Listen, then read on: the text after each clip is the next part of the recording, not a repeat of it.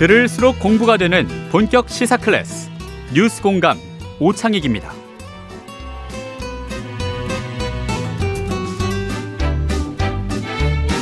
정직한 뉴스입니다. 두 분 모셨습니다. 문희정 국제정치평론가, 김기만 바른언론실천연대 대표입니다. 어서 오십시오. 안녕하십니까? 안녕하십니까? 네. 아니 지금 우리 장현민 기자 리포트를 들으면서 좀 의아한 게 경기도 김포에서 드론 그쪽으로, 그러니까 서부전선에서 드론이 넘어왔는데 오전 10시 25분인데 아직까지 못 잡고 있다는 거고, 그걸 잡기 위해서 또는 지원하기 위해서 원주공항에서 전투기가 출격했는데 조금 가다가 추락해버렸다는 건데, 이러면 북한이 문제가 아니라 대한민국의 이 대응이 총체적 부실 아닙니까? 저는 아직까지 군사작전을 우리가 대응작전을 하고 있다는 것은 오보이기를 바랍니다. 그럴 수가 없죠. 그런데 우리 저 가톨릭 평화방송 보도국이 그런 오보는 안 내는데요. 지금 장 기자는 특히 국방부에서 전화 연결을 한 거여서 좀 의아하죠. 의아합니다. 예. 네. 그리고 또 원주라고 실패라는 하면 거죠. 예. 네. 원주라고 하면 아주 동쪽인데 그러니까. 아마 그쪽에 전투비행단이 있을 거예요. 있습니다. 네. 네. 그러니까 뜬 것 같은데요. 뭐 알겠습니다. 하여튼 우리가 준비한 소식들을 다뤄보도록 하겠습니다. 프란시스코 교황 소식인데요. 우르비 엣 오르비라는 말씀. 부활과 성탄 때 교황께서는 로마만이 아니라 전 세계에 축복의 메시지를 발표하는데, 올해는 부활 성탄 모두 기쁨보다는 우려가 담긴 메시지가 나왔습니다. 뭐 전쟁 중이니까 그런 것 같은데요. 자, 문희정 평론가님, 교황의 메시지 정리해 주시죠. 네, 이번 교황님이 사실 지난 몇 개월간 항상 그 평화에 대한 갈망이 가장 크신 기간이 아니었을까라는 생각이 들어요.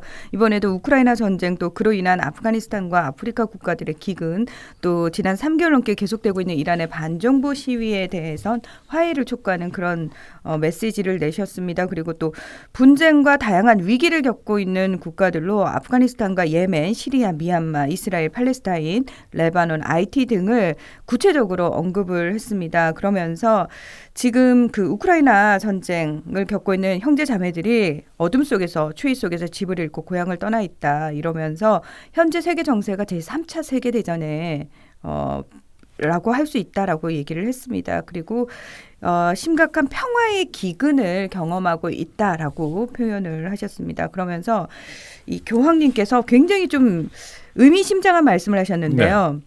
대립과 반목을 거듭할수록 더 많은 무기를 만들게 되고 군비 경쟁에 열을 올리는 동안 가난한 사람의 굶주림은 심화된다라고 말씀을 하셨습니다. 그 얘기는 그러니까 우크라이나를 침공한 러시아를 규탄하면서도 우크라이나에게 계속 무기를 팔아먹고 대주고 있는 이른바 서방 세계에 대해서도 문제 제기를 하시는 거라고 볼 수 그렇죠. 있겠네요. 네. 우크라이나를 침공한 러시아를 비판하는 것은 뭐 국제사회에서 당연한 일이죠. 네. 그러나 그와 함께 서방 국가들, 특히 미국이 우크라이나에 무기를 집중적으로 공급하는 모습, 여기에 대해서 교황이 상당한 경고를 한 거라고 저는 생각이 됩니다.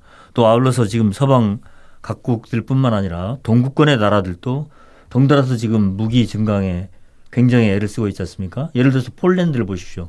우리나라에서 엄청나게 무기를 지금 사가고 있거든요. 그런데 대한민국 언론은 사실 폴란드에 우리가 무기 많이 팔아먹었다만 자랑하는 것 같은데, 이건 자랑할 일은 아니지 않나 싶은데 부끄러운 거죠.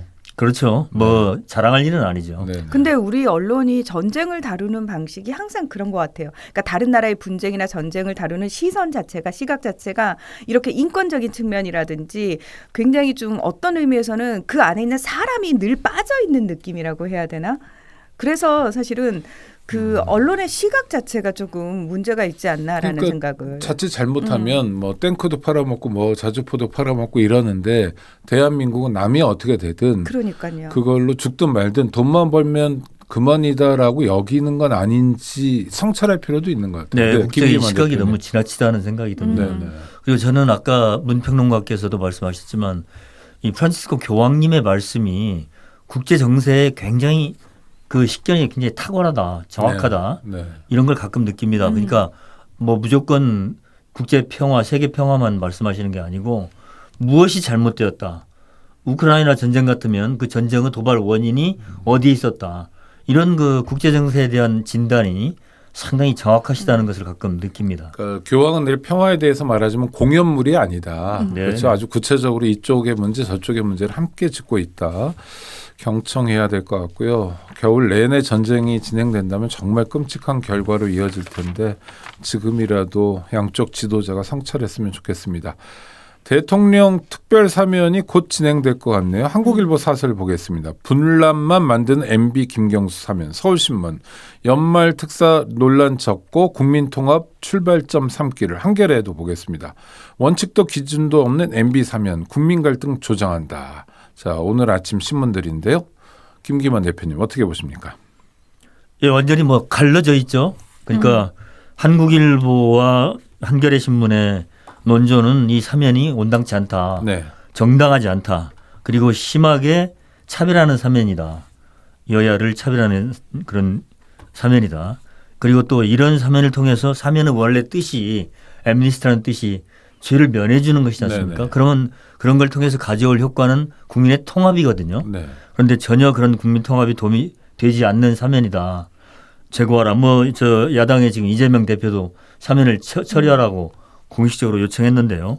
이와 같은 얘기가 나오는 이유는 일단 사면의 그 질도 그렇거니와 양도 내용으로 보면은 지금 여권에서는 이명박 전 대통령, 원세훈 전 국정원장 그리고 또 최경환 전 경제부총리를 포함해서 네.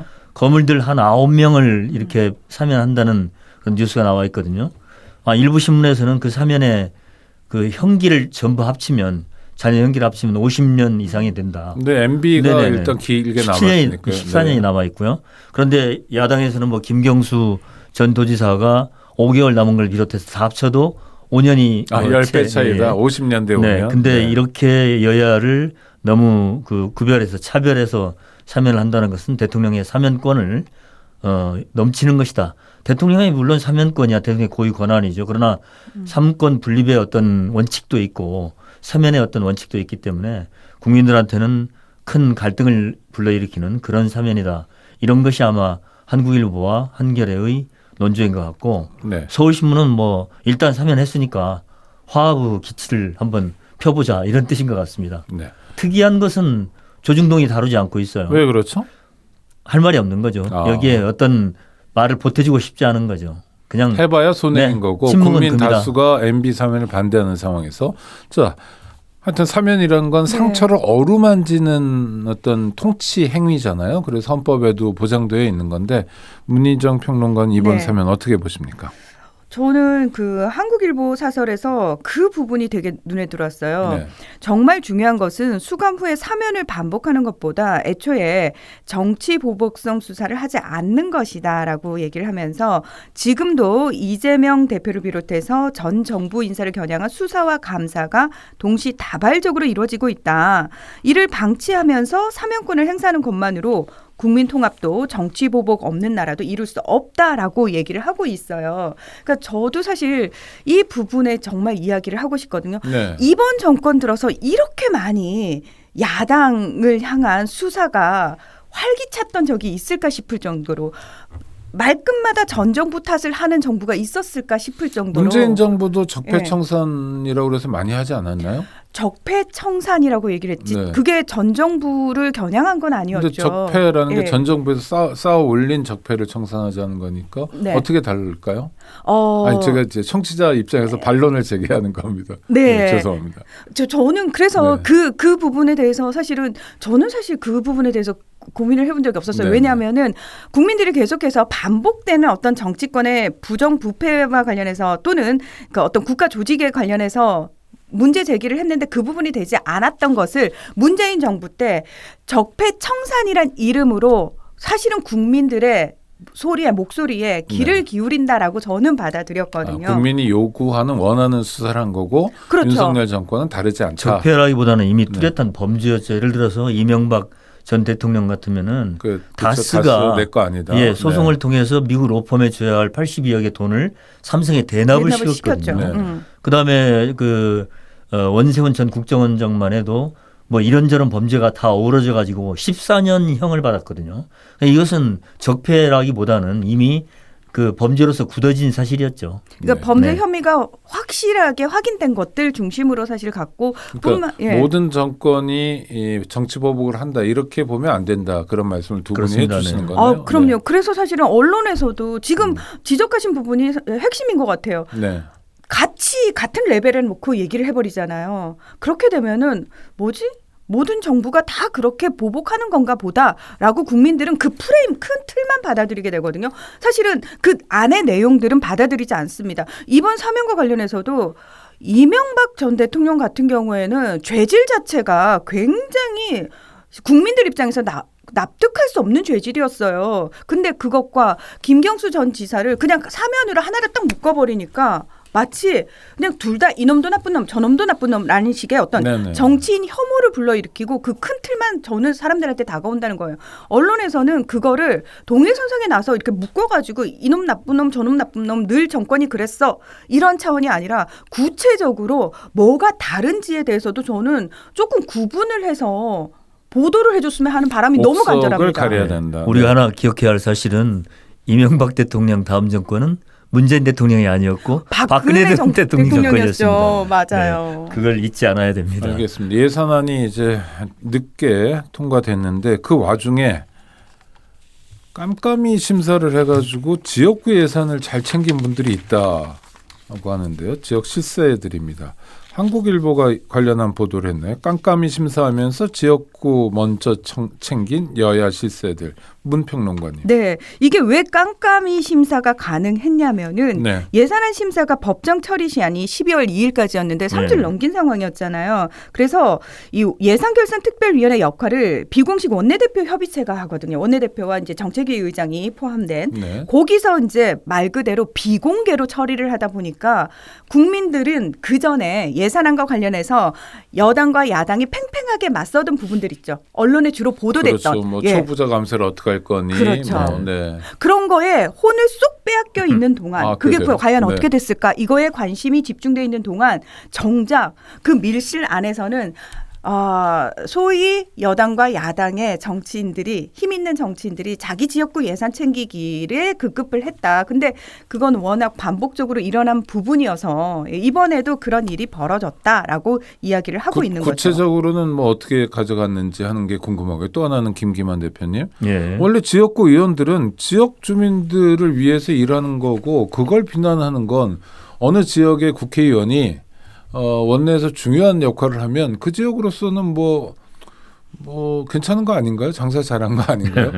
뭐가 문제냐 이렇게 네. 얘기할 수도 있을 것 같아서요. 이게 이제 원래 그 이런 깜깜이 예산 혹은 올빼미 예산, 뭐 동굴 예산, 동굴 예산, 네. 별별 별명이 다 붙는데요. 이렇게 될 수 있는 그 이유는 지금처럼 12월 2일 법정기일을 넘겨서 이렇게 오늘처럼 이제 24일에 통과되는 아주 급박한 상황. 네. 그럴 경우에는 예결위원장은 제1당에서 맞는데 예결위 간사가 일단 주장이 되거든요. 양쪽에.